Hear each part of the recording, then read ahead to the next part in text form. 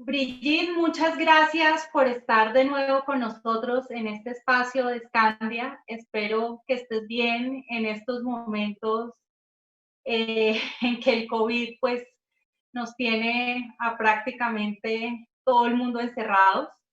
Eh, de nuevo, pues muchas gracias por estar con nosotros. Para nuestra audiencia, pues Brigitte es una mujer fantástica, con una pasión increíble, una líder y agente de cambio, actualmente rectora de la EAN, una ambientalista y experta en biodiversidad. Bueno, pues Brigitte, sin más preámbulos, pues arranquemos.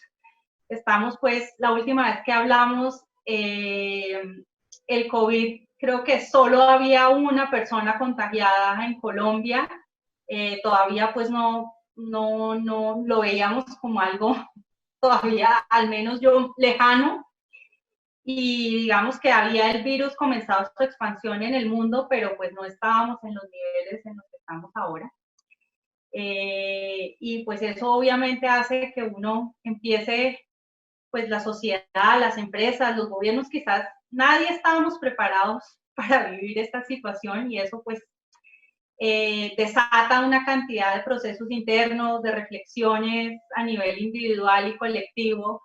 Y pues quisimos como volver a conversar contigo para que nos cuentes pues qué estás pensando en estos momentos al respecto. Y bueno, lo primero que quisiera preguntarte es que la vez pasada hablamos un poco de este tema del cuidado del medio ambiente como mecanismo de selección natural. ¿Tú estás viendo, digamos, a este COVID como un mecanismo de selección natural, algo así como asociado al darwinismo social? Bueno, un gusto estar nuevamente con ustedes. Me alegra que me vuelvan a invitar, lo cual quiere decir que les gustó la charla anterior. Em, Creo que lo más interesante del momento que estamos viviendo es lo inesperado y demuestra que aún en el mundo hay sorpresas y que hay muchos eventos para los cuales uno nunca está preparado. Uno puede tratar de crear grandes sistemas de planeación para afrontar una erupción volcánica, hacer planes de administración de riesgo, planes de inundación, si vuelve a hacer esto. Pero el tema de la preparación para responder a una pandemia, aunque estaba solicitado, digamos, en muchos ámbitos, decíamos, va a llegar, va a llegar, va a llegar, ningún país estaba listo. Esas sorpresas son buenas porque nos mantienen alerta, nos mantienen en la búsqueda de resiliencia, que quiere decir no se confíe porque la selección natural está en marcha. La selección natural como mecanismo sistémico, no necesariamente desde el punto de vista biológico estricto. Quiere decir que hay procesos que no controlamos y que están definiendo la forma en que nos organizamos, que están poniendo presiones adaptativas, que es el fundamento, digamos, de la selección. Nos están diciendo, bueno, ustedes se habían organizado de tal forma en el mundo, en la sociedad, pues miren a ver si esas formas les sirven o no ante esta nueva tensión. Pues claro, la pandemia es un fenómeno sistémico que está poniendo a prueba nuestra capacidad adaptativa. Okay.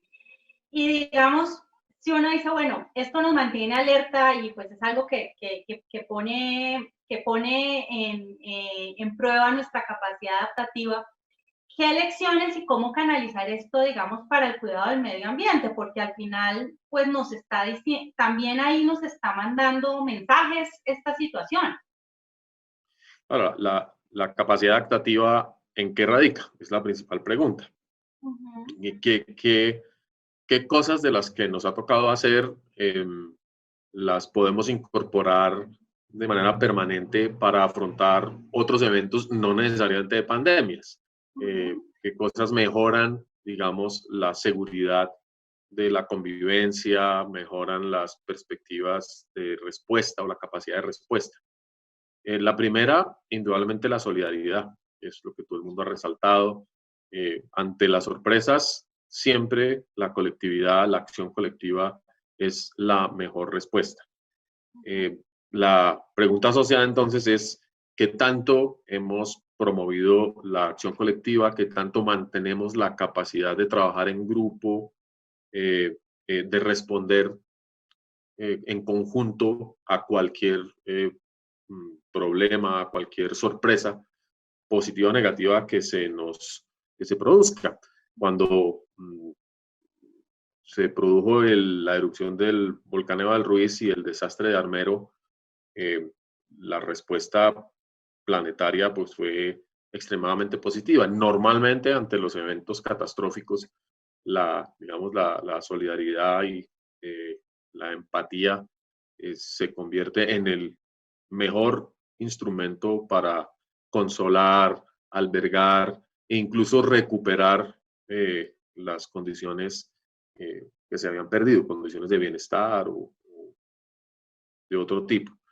Y eso lo estamos viendo ahora incluso a escala global, pero estamos viendo sociedades bastante antipáticas también, ¿no? Sociedades que ponen muros, que cierran fronteras, que dicen solamente nosotros. De hecho, la cuarentena ya es una forma relativamente odiosa de hablar del tema. El aislamiento, el quédate en casa en vez de quedémonos en casa, ayudémonos los unos a los otros sin necesidad de salir, mantengamos las redes de apoyo vivas. Es decir, hay muchos elementos de comunicación, de trabajo colectivo que o hemos construido ya en estos momentos o venían de antes y se han puesto al servicio de la sociedad, que muchas políticas no reconocen, no fortalecen o incluso desestimulan. En las ciencias políticas el tema de cooperación y construcción de confianza siempre ha sido señalado como un pilar de la salud de una civilización, de una sociedad. Entonces, a manera de pregunta, en Colombia, ¿qué políticas fortalecen la respuesta solidaria de las personas ante cualquier evento? Y uno tiene que mirar un poquito con tristeza que no es la perspectiva generalizada, que muchas de las políticas explícitas o no están basadas en la competencia, en promover la competencia entre personas e instituciones y una competencia muy, muy plana. Entonces yo diría que de los temas que nos ha ayudado la COVID a solucionar es por ejemplo, domesticar del todo o acabar el lado salvaje del capitalismo. Esa idea de la competencia salvaje o de los mercados salvajes como organizadores de la vida han sido cuestionados severamente ante el advenimiento de la pandemia. Bueno, ahí pues tocaste muchos temas que me gustaría como profundizar. El primero es, pues tú dices, las calamidades, o sea, estos temas disruptivos como una pandemia, una tragedia natural, pues generan unos efectos de solidaridad entre la gente y de cooperación. Y realmente el tema del cuidado, digamos, del medio ambiente también, pues es un tema que ustedes los ambientalistas no han tenido siempre claro, que requiere, pues, unas políticas transversales, globales, porque ustedes lo tenían claro, o sea, lo que pasaba en Wuhan pasa en Europa rápidamente, así como pasó la pandemia. Pero, digamos, ¿cómo poder llevar, digamos, estos temas? O se necesita realmente que la humanidad se ponga muy al límite para poder que reaccione. Eso es como lo primero. Y lo segundo es, al necesitar pues una cooperación entre los líderes, entre los países, y este tema, digamos, de la pandemia puede llevar a que los países tiendan a cerrarse. Hay teorías que dicen ahora los países, después que viene pues una crisis económica, los países lo que van a hacer es cerrar sus fronteras, que ya lo hicieron todos, estamos cerrados, pero eso probablemente permanezca. Y segundo, van a cerrar sus economías también. Entonces, digamos, cómo en ese nuevo mundo, después de estar todos solidarios y queriéndonos y ayudándonos, podemos llegar al todo lo contrario, a un mundo donde es el sálvese quien puedas, viva con sus propios recursos, trate, ¿no? Y cómo esto crees pues que va es algo, pues cómo esto puede afectar las políticas transversales y qué se podría hacer para que los países realmente cooperaran y se hicieran unos nuevos esfuerzos globales de solidaridad y de cuidado global. Una de las redes que más avanzó en esta pandemia es la de los centros de investigación científica, inmunológica y epidemiológica. Lo señaló hace poco estos futurólogos que están al tanto de las grandes tendencias de la Universidad de la Singularidad. Y dijo, miren, esta es la primera vez en la historia que tenemos entre 100 y 200 millones de profesionales de la salud en todo el planeta, ¿sí?, comunicados a través de las redes, compartiendo su conocimiento y probando 70, 80 tipos de tratamientos, vacunas, terapias, de todo, y todo está en vivo sucediendo en la red. Eso es una red de cooperación muy compleja que no hubiese sucedido de no haberse detonado la pandemia. La OMS lleva décadas tratando de promover esos niveles de cooperación. Ahora ha sido acusada de parcialidad, pero eso es otra historia. Hay cooperación muy significativa cuando hay un problema que tenemos que resolver en equipo. Y también lo interesante es cómo nos hemos organizado rápidamente para cada quien hacer lo mejor que sabe y conectarse con sus redes inmediatas para que no haya tanta sobreposición. Hay redundancia, indudablemente, pero cualquier sistema que requiera construir adaptabilidad tiene que ser redundante. Entonces tiene que haber muchos sistemas indagando si las gárgaras con sal funcionan o no como prevención para la COVID, o si la vacuna con tales y tales componentes derivados de la vacuna contra el sarampión funcionan. En fin, ahí la comunidad científica siempre ha estado muy cercana, y es simplemente bajar un poquito los egos y dejar que funcionen también los sistemas de ciencias en el mundo, y todo el mundo está en la jugada y están compitiendo, pero están colaborando.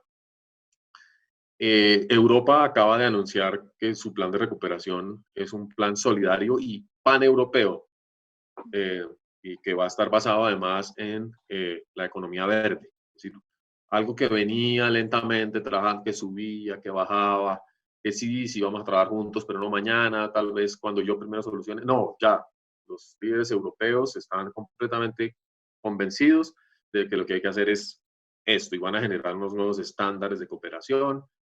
Entonces, ahí hay unos núcleos de solidaridad muy interesantes que ojalá terminen por derrumbar la desconfianza que algunos líderes habían ayudado a construir por su propia perspectiva, o algunos pueblos porque no estaban, digamos, listos para entrar en esos procesos. Ojalá los movimientos sociales en Latinoamérica y toda esta movida que estamos sintiendo se traduzca en mucha más cooperación y mucha más disposición a que la sociedad civil en pleno genere las reformas que los jefes de Estado o los gobiernos no han sido capaces porque no tienen ese interés o porque no tienen esa capacidad. Y el Estado le está quedando grande a los gobiernos, es una de las evidencias de toda la COVID casi que en el mundo entero. Entonces sí hay buenas razones para pensar que hay espacios de cooperación y solidaridad que van a emerger de la COVID. Puede que en el tema de comercio sí nos cerremos un poquito y digamos, no, primero la familia, primero mis seguridades, pero es muy difícil, lo decía en un conversatorio el sábado en el Cauca, en medio de un municipio que estaba dominado por el narcotráfico y con muchas dificultades, donde una de las recomendaciones de algunos es cerrémonos aquí no queremos esto, aquí no queremos minería, aquí no queremos, queremos que la comunidad sea muy robusta y eventualmente trueque con las comunidades vecinas. Claro, estamos hablando de unas comunidades indígenas con una historia particular, pero si desagregamos toda la sociedad hacia sus mínimas unidades y todos tratamos de volver a la autarquía, al modelo tribal, nos vamos a dar cuenta de que la vida se va a empobrecer de una manera espeluznante, porque ni siquiera en el siglo XV, los muisca que vivían en la zona de Bogotá, con mucha riqueza y bienestar, dejaban de comerciar con sus vecinos con los que en algunas ocasiones estaban en guerra. Entonces había comercio de esmeraldas y sal con los guane, había comercio de piedra, de carbón. Es decir, el comercio siempre ha ayudado a romper también la desconfianza y las barreras. Entonces, creo que por ahora tendemos a refugiarnos un poquito. Consume nacional, consume colombiano, pero ¿qué tal que consume boyacense, consume tunjano? Eso no nos va a funcionar, entonces vuelve el movimiento a abrirse, tal vez con otras reglas de juego, claro. Y la más importante es la de que ya no vamos a negociar las huellas ecológicas. Ya no te voy a regalar mi agua, no te voy a aceptar tu basura, no voy a eh, eh, negociar mis niveles de vida silvestre, porque esos valores sí están poniéndose muy presentes en este momento histórico particular.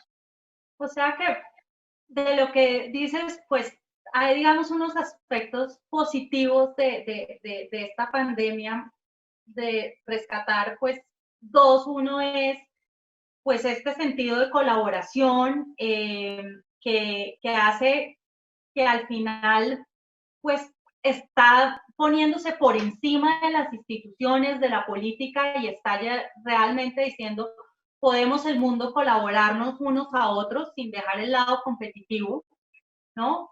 Eso como lo primero. Y lo segundo es el tema del medio ambiente, que por fin quizás se está volviendo como un valor supremo. Claro, claro. Y lo vemos en las empresas, incluso en las, digamos, en las unidades productivas que en el estereotipo son los agentes de la competencia salvaje.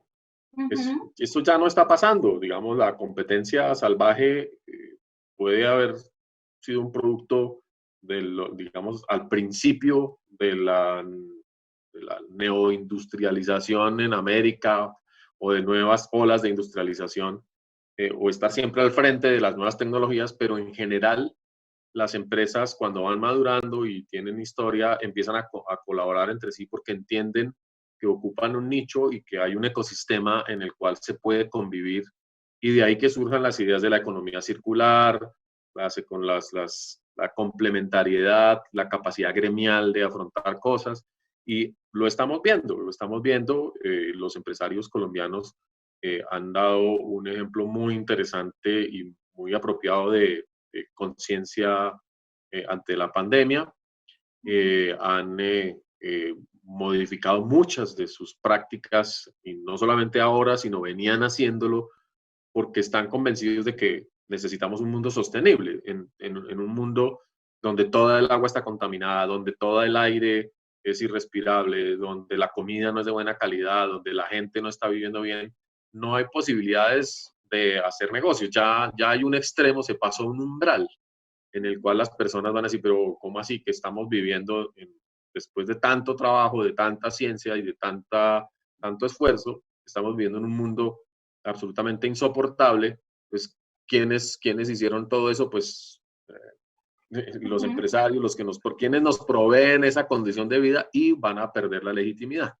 Entonces estamos viendo una búsqueda colectiva de la sostenibilidad, en la cual las empresas están comportándose cada vez de una manera más responsable, están incorporando premisas mucho más estrictas en sus procesos productivos, están incorporando elementos de sostenibilidad y equidad, están mejorando las condiciones de inversión social.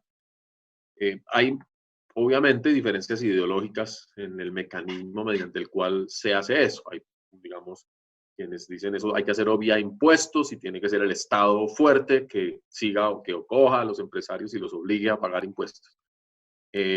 Pues ahí están, digamos, las visiones del tamaño del Estado y del papel que el Estado debe jugar.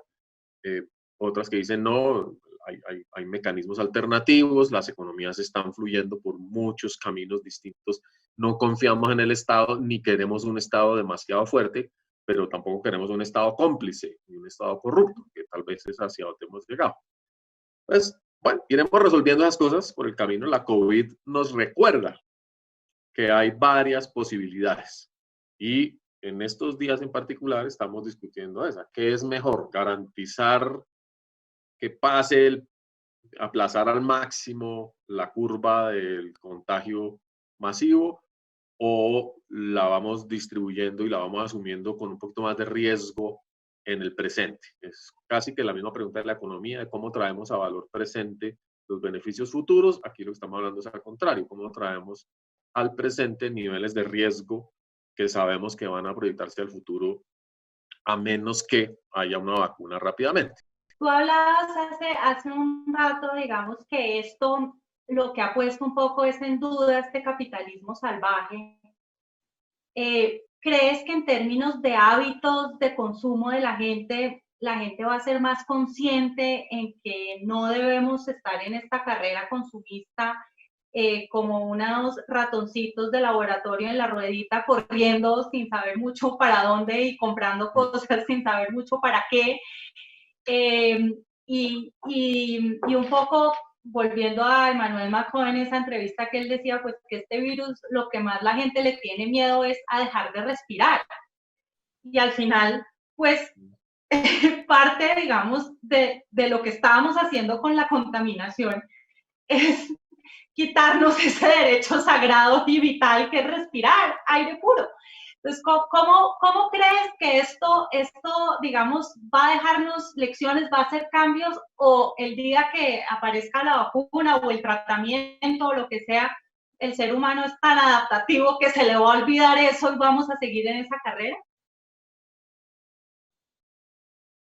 Yo sí creo que se nos va a olvidar rapidito, Okay. sobre todo porque el virus no fue tan drástico ni finalmente pareciera que hubiera sido diseñado para que fuese lo que llamamos una perturbación intermedia, que logra sacudir y zarandear las estructuras de todo, pero no desmorona nada.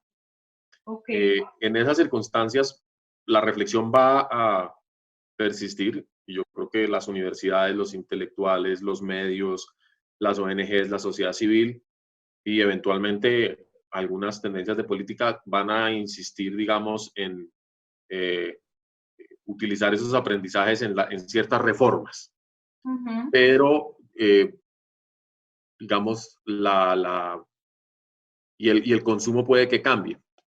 Pero en este mismo momento estamos viendo que el consumo no ha parado. Uno cree que ha parado, pero todos estamos orientando el consumo hacia el pago de nuestro ancho de banda. Estamos orientándolo hacia dotar a la sociedad de tabletas para que todo el mundo estudie. Estamos generando el uso intensivo de redes, de servicios domiciliarios para la distribución de alimentos y drogas. Lo que está cambiando es rápidamente la orientación del consumo. Pero todos estamos pensando en nuestra platica y pues claro, no estamos comprando pantalones pues porque ni siquiera nos estamos vistiendo, muchos, para salir. No, yo sí, pero no hay necesidad de vestirse para salir a la calle. Era lo que quería decir. Entonces, digamos, durante la pandemia muchos hábitos cambian y luego tendremos la posibilidad de reconsiderar muchas cosas habiendo pagado las deudas. Entonces, ¿qué habría que esperar? Digamos, un sistema ligeramente modificado, menos salvaje indudablemente, que vea la conveniencia de las alianzas, de la sinergia, incluso el trueque, podríamos decirle a los hermanos del Cauca, donde hay espacios para otras formas digamos, de transacciones económicas y de bienestar. Pero va a ser poco probable que se reduzca la minería, que se reduzcan las actividades. Bueno, hoy anunciaron que va a seguir, que se están entregando los contratos de prueba de fracking, una demostración de que ni aún con el barril de petróleo por el suelo y con todas las implicaciones de reputación que eso tiene, se va a parar ese proceso. Así que creo que vamos a tener, digamos, oportunidades de hacer las cosas de manera distinta. Vamos a tener que evaluar muchos de los experimentos que hicimos en este momento y pues muchas sociedades irán encontrando esas nuevas situaciones. Pero, por ejemplo, que logramos detener los aviones y que la contaminación que creaban las flotas de aviones paró. Y vamos a viajar en barco el resto de nuestra vida. No, pues no, no va a pasar y no estoy segura que deba pasar. Que todos nos tenemos que dejar de comer carne. No, no estoy seguro que sea lo que deba pasar. Y tengo una disputa muy grande con mis queridos amigos y amigas vegetarianos y veganos al respecto de que esa sea una alternativa real. Hay escalas, hay contextos, hay efectos. Lo que necesitamos es mejorar la conectividad operativa del mundo y, por supuesto, disminuir la acumulación, digamos, letal de contaminantes y de dinero inútil. En la pasada conversación tú dijiste que el mundo iba un poco pues que íbamos a empezar a vivir como en Matrix, o sea, todo muy virtual. Es todo un adelanto. Pero total. Estuve hace una semana en un congreso de realidad virtual en la Universidad de Laval en París. Inicialmente debí haber viajado a París a presentar mi reflexión sobre el uso de la realidad virtual en ambientes universitarios y para enseñanza. Y la COVID nos obligó a hacer el congreso vía virtual. Entonces, la universidad lo que hizo fue recrear un ambiente virtual, un Second Life. Si lo conocen, es un ambiente virtual de los años 90, pero hoy en día con toda la tecnología, muy impresionante. Y cada uno de los participantes construía su avatar con su menú. Yo resulté ser una profesora bastante recatada, no había con qué representar mi glamour, pero bueno, está bien, hice lo posible. El día de mi charla, en medio de 800 participantes del Congreso que estaban presentes, modo avatar, encarné en mi monito y di mi conferencia frente a un público de monitos que estaban tratando todos de aprender a moverse porque eran pues, todos muy torpes en un mundo Matrix. Al final, algunos aplaudían en la mitad, algunos bailaban en medio del auditorio porque despichaban la tecla que no era. Afortunadamente no había tecla para comportamientos inapropiados porque si no, quién sabe qué hubiera pasado.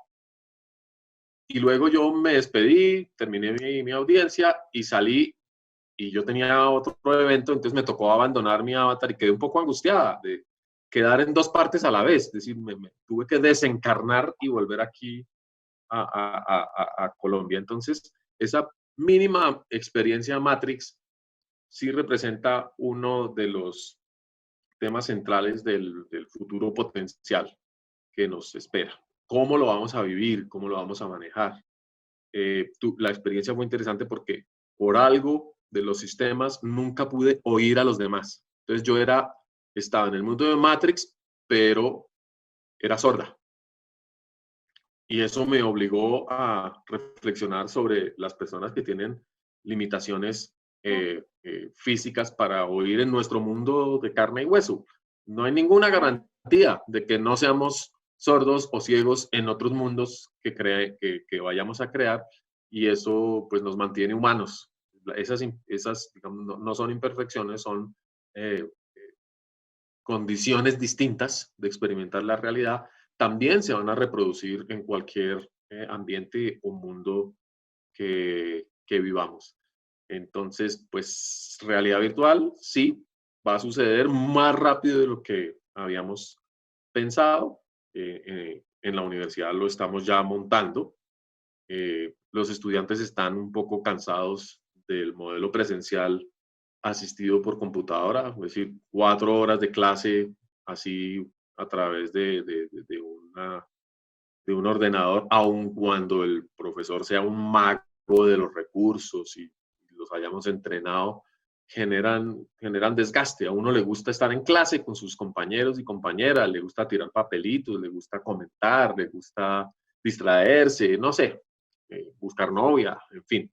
Entonces, necesitamos enriquecer las experiencias de los estudiantes y de las personas que están en teletrabajo. Y eso lo vamos a ir llevando hacia estos temas de realidad aumentada, realidad virtual.